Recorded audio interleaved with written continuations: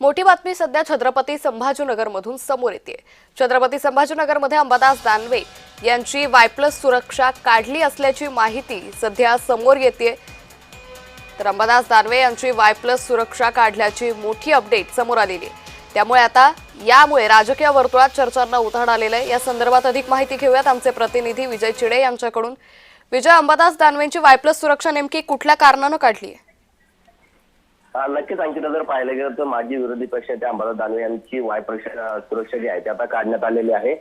Police सुरक्षा राज्य शासनाच्या गृह विभागाने ही सुरक्षा जी आहे ती मागे घेतल्याची पाहायला मिळत आहे। कारण मागील 4 महिन्यापासून जर पाहिलं गेलं तर अंबादास दानवे यांच्याकडे विरोधी पक्ष नेत नाही आणि कोणतं मोठं पदही नाही, त्यामुळे त्यांची सुरक्षा जी आहे ती आता काढण्यात आलेली आहे। सुरक्षा पुनर्वलोकन समितीच्या शिफारशीने व धोका मूल्यलेखनीत बदलाचा निर्णय हा जो आहे तो घेतला असल्याचं समजत आहे। त्यामुळे अचानकपणे आता अंबादास दानवे यांची सुरक्षा काढली आहे। त्यामुळे राजकीय चर्चेमध्ये मोठं उदाहरण जे आहे ते आल्याचं आपल्याला पाहायला मिळत आहे। कारण अंबादास दानवे सातत्याने आक्रमक भाषण जे आहे ते करत असतात, त्याचबरोबर वक्तव्य जे आहेत ते करत असतात।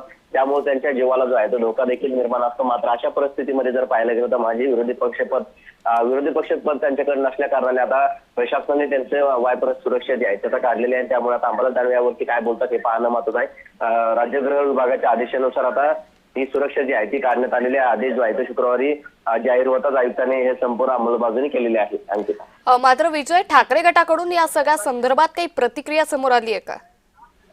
या बाबतीत अजून कोणतीही प्रतिक्रिया जी आहे ती समोर आलेली नाही। थोड्याच वेळामध्ये जे आहे आता अंबादास दानवे बोलणार आहेत। आता या सुरक्षेबाबतीत अंबादास दानवे काय बोलतात हे पाहणं महत्त्वाचं असणार आहे। निश्चित विजय, धन्यवाद आपण दिलेल्या सविस्तर माहितीसाठी।